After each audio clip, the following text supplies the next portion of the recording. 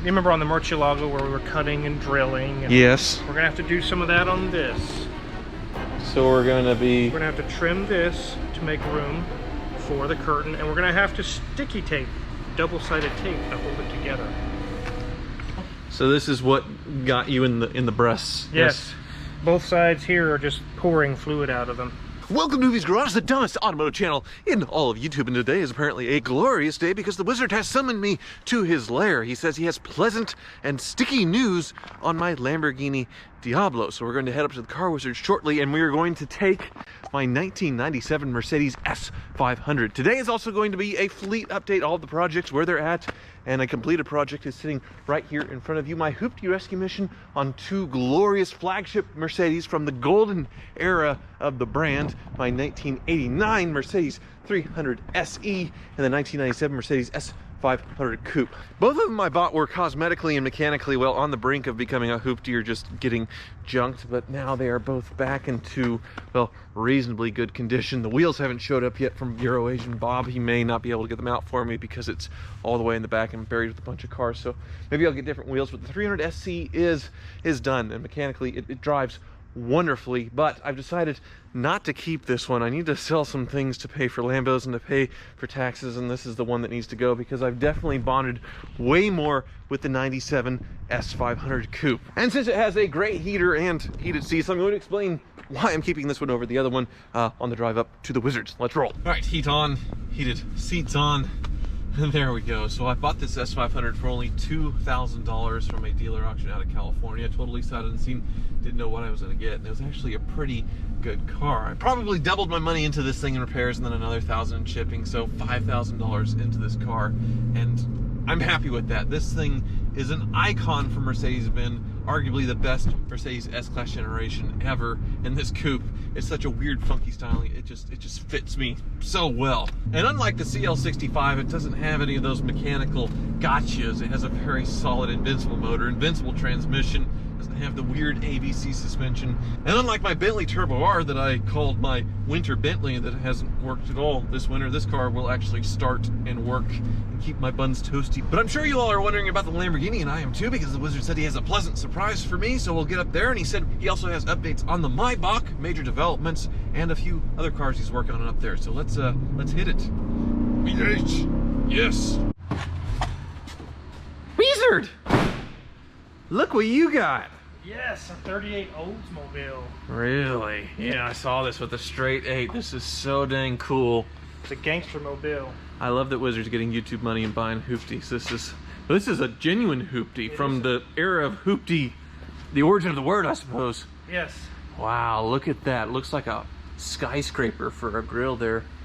Awesome. The turn signals are a little Those wrong. are something that's going to be coming off. They don't look right on this car. Yeah, but it's got a neat patina to it, and then of course that big General Motors straight 8. It's hard to illustrate how huge this engine is, but it's big. It's a big block of iron. Gigantic.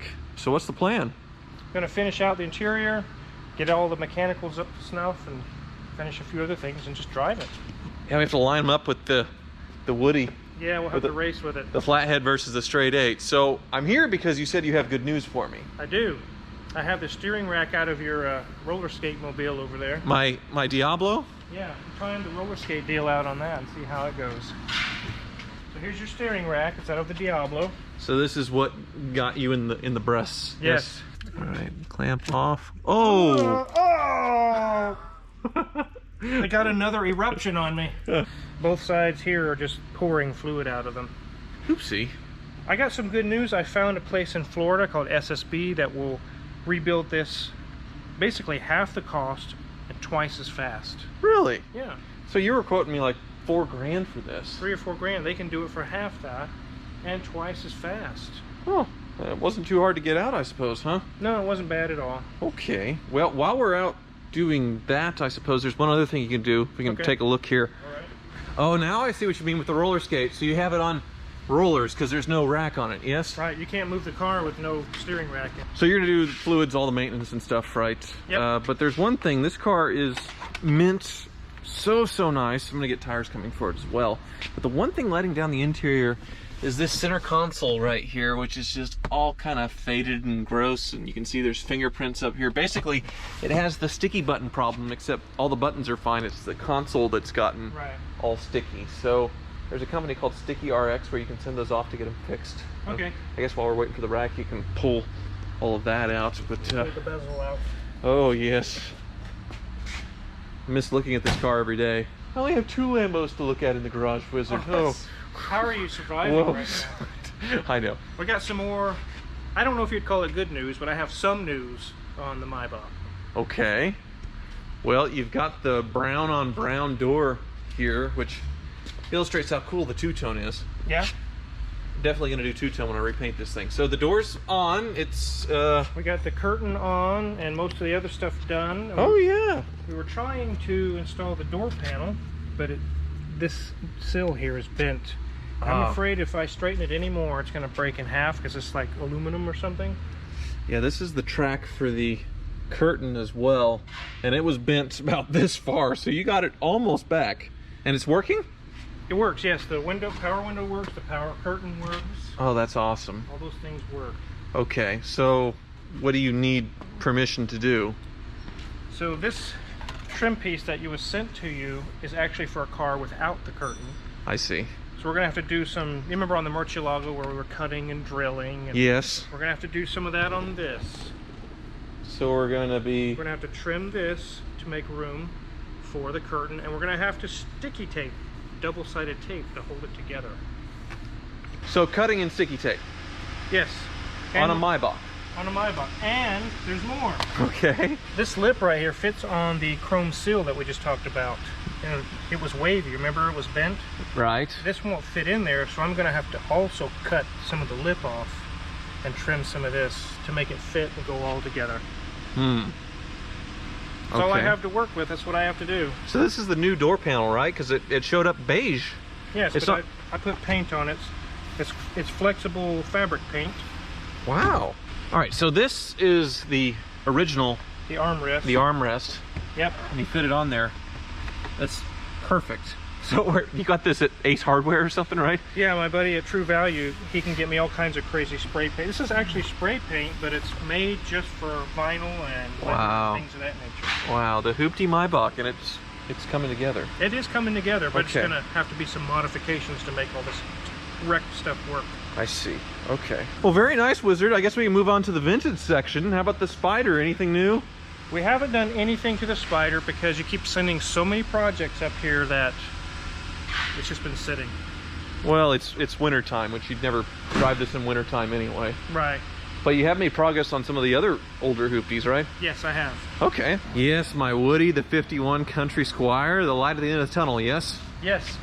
All we have is some tidying up to do with the wiring and a few bulbs, and we're actually done with this thing. It runs great. It drives, runs, everything's fixed. We've got the engine back together. Wow. It's a happy camper. Oh, it's beautiful. Oh, it's beautiful. It is beautiful. I'm very excited to get this back, Wizard. I know. Yes. I'm excited to get it out of here as Same well. with the Mustang. Yes. Oh, yeah, Bill, obviously. Yes. The Mustang is getting some headway. You remember that big milling machine I told you I was buying? Well, that one right there, yes? Yes, it's a Bridgeport J-head mill. It's ancient. Yes. You put it to work? Yeah, I'll show you what we got on the Mustang. My 66 Mustang with the 93 supercharged engine in it. And I just wasn't manly enough to handle the manual steering in this thing. So you can see the Prius steering is mounted. Electric power steering, yes. Yes, it'll have electric Prius style power steering. We're getting that wired in. And then the shaft was shortened and I milled some flats with my milling machine on it. So it will work. This is your old steering shaft and it will work with this.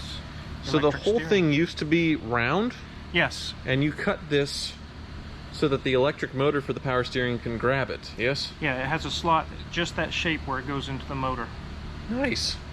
So it's actually really adjustable too. So if I'm in a parking lot situation, I can dial it all the way up and have basically the most assisted power steering ever. Or I can turn it completely off and have the full manual, old school Mustang experience. So it really will be a cool setup once it's done. And you're getting there. We're getting there.